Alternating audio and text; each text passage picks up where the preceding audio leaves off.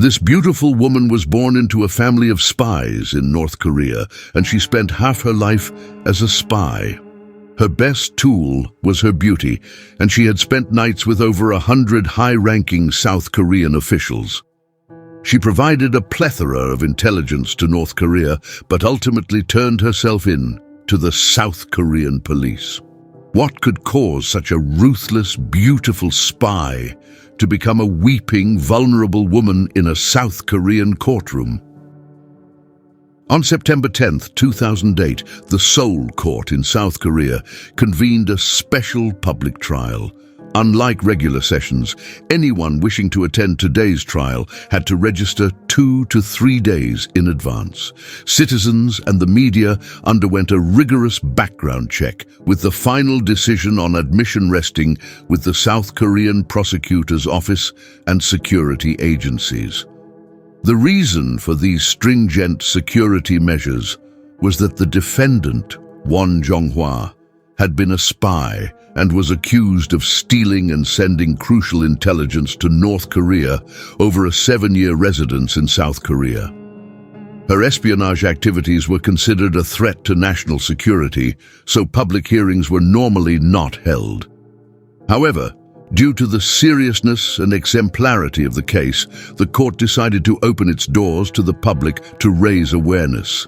At the trial, Won made her first public appearance looking distinctly different from the cold, beautiful spy image she once had. She appeared tired and anxious, with a gaunt face as she uttered her first words, surprising many who could not believe this was the same woman who had operated as a spy for years. Before the trial, there were reports that she had submitted 2 letters of surrender to the South Korean government, sparking much discussion. The question arose: why would a professional spy suddenly confess after being arrested? Was she truly remorseful, or was this a ploy to make the government lower its guard? Won had a prior criminal record, so the court scrutinized her behavior meticulously this time. In 50 minutes, 261 pieces of physical evidence were presented, all meticulously detailed, proving Won's guilt. Born in 1974 in North Korea, Won's parents were both spies. A few months after her birth, during a mission, her father was killed when Won was only 2 years old. To alleviate the burdens of life, her mother remarried a man named Kim Dong-soon, also a North Korean agent, who became Won's stepfather. Subsequently, her mother had 2 more children. In this new family, Won felt truly unhappy. She rarely received love from her stepfather, and her mother, busy caring for the younger children, also had little time for her eldest daughter. Gradually, Won became somewhat rebellious and extreme. In North Korea, descendants of martyrs receive special treatment. Thus, as a young girl, Won was not lacking in material comforts. She received a good education and was praised for her intelligence. In 1988, while attending university, she was awarded the prestigious Red Flag Honor, a distinction reserved only for the most outstanding students. In her second year, due to her strong academic performance, Won was sent to a specialized political and military university in Pyongyang, earmarked for spy training. She embraced all aspects of the training, from taekwondo to driving and shooting, undergoing intensive spy training. Won also studied Korean and Japanese in detail to prepare for future espionage missions against South Korea and Japan. In addition to learning the languages, she also delved into local dialects and the geography of both countries, meticulously researching local cuisine and customs. After 3 grueling years, the naive young girl had transformed into a determined, beautiful, and cold-hearted spy. In 1992, Won Jeong-hwa was about to graduate and officially start her espionage career. However, during a training session, she suffered a severe injury that left her with permanent brain and leg damage. This meant that she was no longer qualified to work as a spy, rendering her 3 years of hard training futile. Reluctantly, Won was discharged and returned to civilian life. North Korean agents typically enjoy high social status and special privileges from the government, including housing and vehicles, benefits that Won would have received, but her dream was now shattered. Tragically, in 1994, a famine erupted in North Korea, severely affecting even the capital, Pyongyang, where many died of starvation. Returning to an ordinary civilian life, Won had no skills to support herself. She did not want to seek help from her stepfather, so she relied on government food aid. However, as the famine worsened, sometimes leaving her without food for a month or two, she often resorted to planning supermarket thefts with friends. Despite her injuries, Won's skills far surpassed those of an ordinary person, and she usually succeeded in these thefts, which gave her a sense of self-satisfaction. However, during one heist, Won was caught and sentenced to 2 years in prison for theft. After serving her sentence, Won's criminal record made it impossible for her to find a legitimate job. Thus, she returned to her old ways, gathering friends to commit thefts. In 1996, while stealing precious metals from a factory with her accomplices, they were caught by the police. Her friends were arrested to protect her, and she alone drove off in a truck carrying 5 tons of zinc. In North Korea, smuggling even a kilogram of precious metal is a serious crime, let alone 5 tons. Realizing she would face life imprisonment if caught, Won took some of the zinc and smuggled it directly to China, assuming the role of a refugee fleeing the famine. For 2 years, Won hid in a small town in Jilin, China. Initially, she sold the stolen zinc for a sum of money. Then, undaunted by hardship, she started a small business there, living a financially worry-free life. However, Won felt profoundly lonely and helpless in China, constantly missing her family and friends in North Korea. She began to think of ways to send letters home, hoping they could plead for her pardon under North Korean law and allow her return. Unbeknownst to Won, when she fled to China 2 years earlier, she had become a target for the North Korean spy organization in China, hoping that this former elite agent could be turned into an intelligence spy. After 2 years, Won's status as a refugee was accepted by China, yet her loyalty remained with North Korea. The North Korean Secret Service believed the time was ripe, so they contacted Won to draw her back into the fold and continue her espionage activities from within China. Since the onset of the severe famine in North Korea during the 1990s, many had fled the oppressive political system and dire poverty, including high-ranking government officials and businessmen, whom the North Korean government labeled as defectors. However, North Korea would never allow their escape to go unchallenged. They sent spies to capture these defectors and forcibly repatriate them to face imprisonment, forced labor, and other punishments. Won's first assignment as a spy from 1999 to 2001 was to monitor these defectors in Manchuria, China. Over those 2 years, she utilized her identity and exceptional skills to gather information on over 100 defectors, providing their addresses to the North Korean government.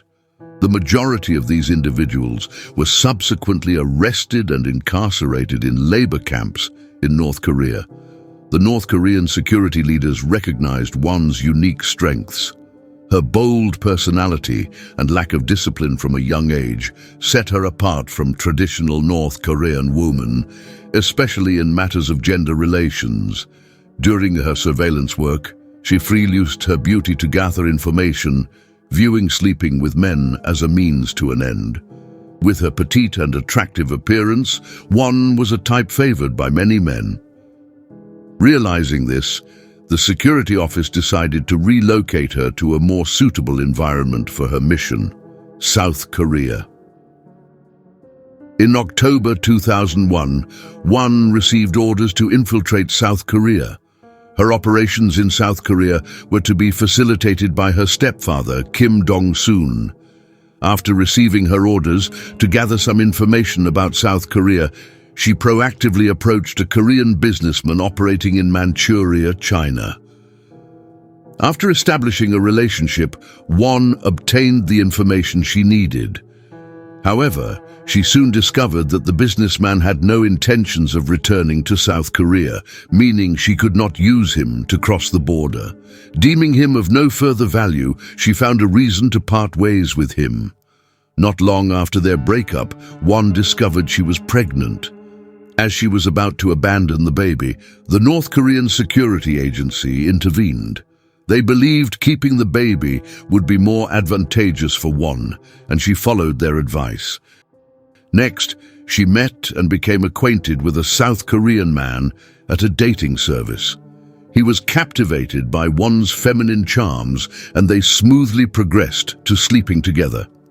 A month later, Won informed him that she was pregnant and wanted him to take her to South Korea to marry.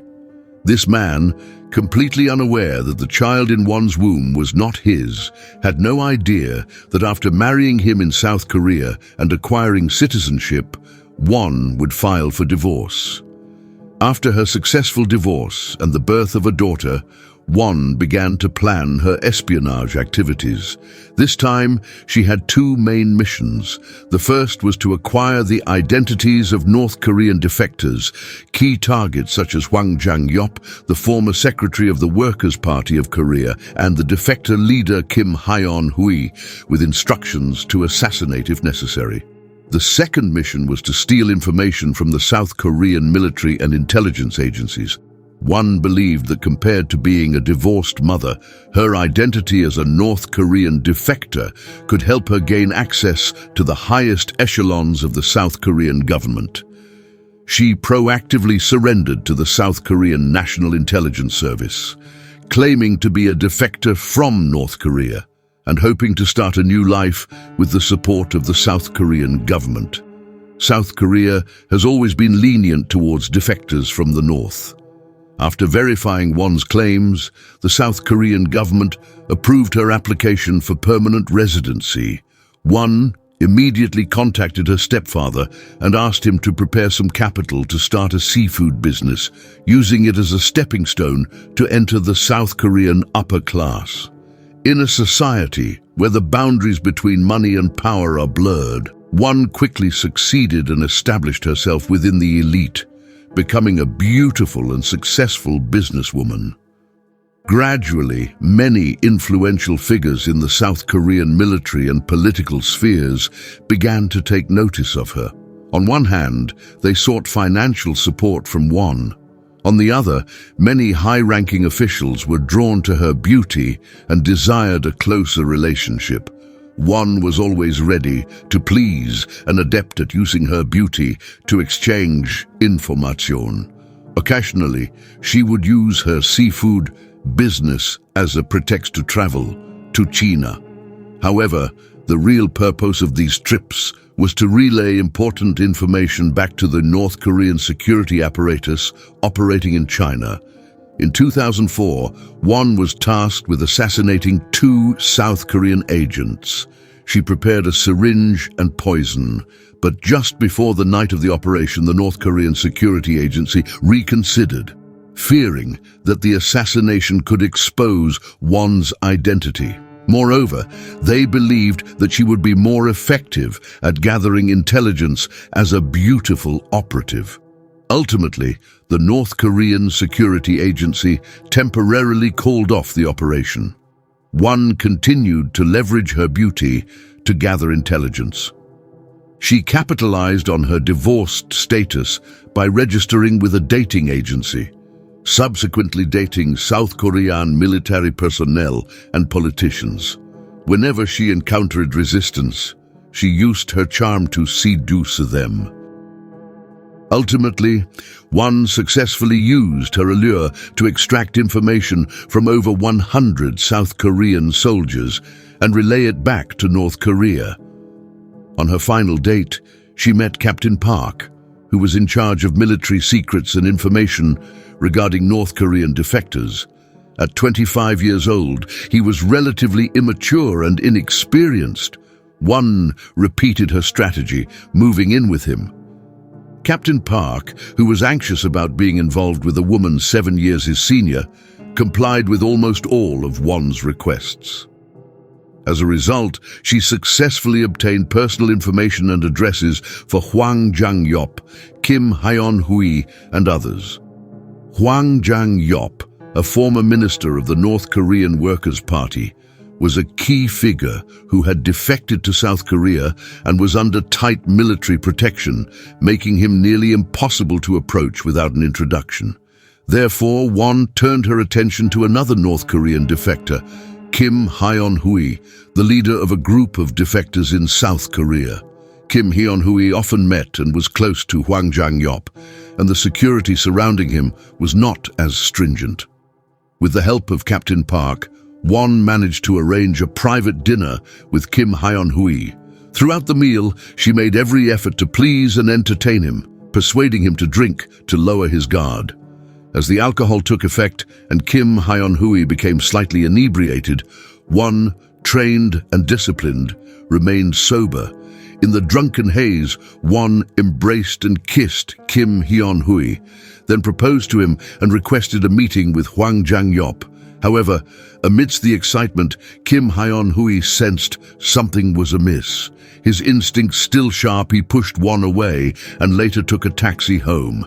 This mission not only failed, but also aroused Kim Hyun-hui's suspicions, prompting Won to tread more cautiously. Later, Kim Hyun-hui confided his suspicions to Captain Park. While Park was aware of the issues, he used this information to keep Won close. He had long suspected Won of being a North Korean spy, but had fallen in love with her, which altered his judgment. Park told Won that her cover was blown, but he would help her conceal her identity. For the first time, Won felt a genuine emotional stir, having someone support her without ulterior motives. However, for her, relationships among young people were just ordinary. At a time when Captain Park's love for her deepened, it also presented an ideal opportunity to infiltrate the South Korean military.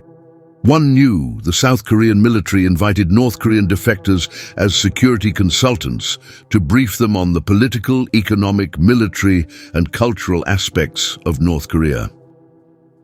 Captain Park was the officer in charge of this sector. Won wanted Park to add her to the list of instructors. This was a dangerously bold move. If discovered by the South Korean government, she would undoubtedly face rigorous investigation, and her spy identity could no longer be concealed. But Won knew that to catch a tiger, one must enter the tiger's den. To obtain the information, she had to take the risk. From November 2006 to May 2007, Won gave speeches in South Korean military zones. In her presentations, she extensively used North Korean films and television that praised North Korea, disseminating its political ideology.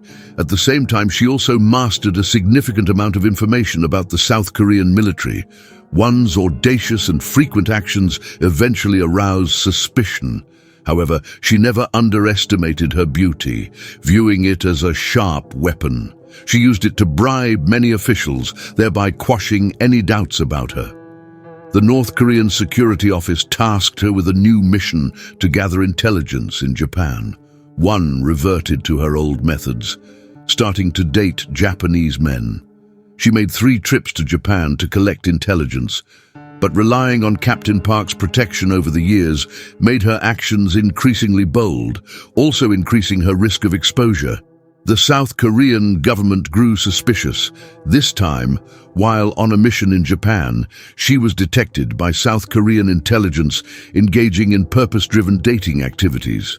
Over the years, South Korea had detained Won. The government suspected and curtailed her activities. But it was not until then that she realized she had been compromised. Won prepared to leave South Korea to urgently flee to Japan. When Captain Park learned that Won was planning to leave, he too offered to accompany her. Regrettably, by the time everything was prepared, it was too late. On July 15, 2008, Won was arrested by the South Korean police. This time, the arrest of the North Korean spy attracted significant media attention. They harshly criticized North Korea in every statement and demanded answers from the North. On September 4, the Central Committee of the Workers' Party of North Korea officially responded. They claimed Won was called a defector because she had fled North Korea long ago, fearing criminal charges.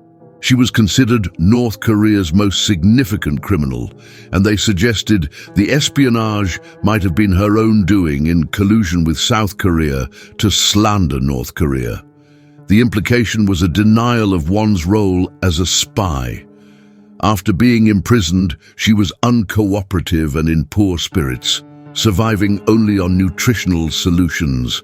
To get her to cooperate, South Korean intelligence sent a special counselor to advise her. They presented her with an offer from the South Korean government stating that if Won voluntarily confessed and surrendered to South Korea, the court would consider reducing her sentence. Additionally, social welfare agencies would help take good care of her daughter. Perhaps it was her daughter who rekindled Won's will to live, or perhaps it was North Korea's actions that left her disillusioned. Unable to endure both physical and mental torture, Won proactively signed a confession. She also wrote 2 letters of surrender to South Korea, hoping she and her daughter could continue living there in the future. On September 10, 2008, Won Jeong-hwa was publicly tried. She silently listened as the judge read her charges. Only when she heard that Captain Park had also been arrested did her expression change. Her body shook uncontrollably. Perhaps she had once thought about spending the rest of her life with him, but now those thoughts were just distant wishes. After an hour of trial, Won was in tears as she was taken away. On October 15, 2008, the Seoul court in South Korea delivered its final verdict on Won Jeong-hwa. She was sentenced to 5 years in prison for violating South Korea's national security laws. Won did not contest the verdict. 5 years later, the once sensational spy was released. She reunited with her daughter. The South Korean government also upheld its commitments, allowing her and her daughter to continue living in South Korea. Now Won is trying to lead a normal life and has no thoughts of returning to North Korea. What are your thoughts on the case of this North Korean spy? Comment below this video. Goodbye, and see you next time.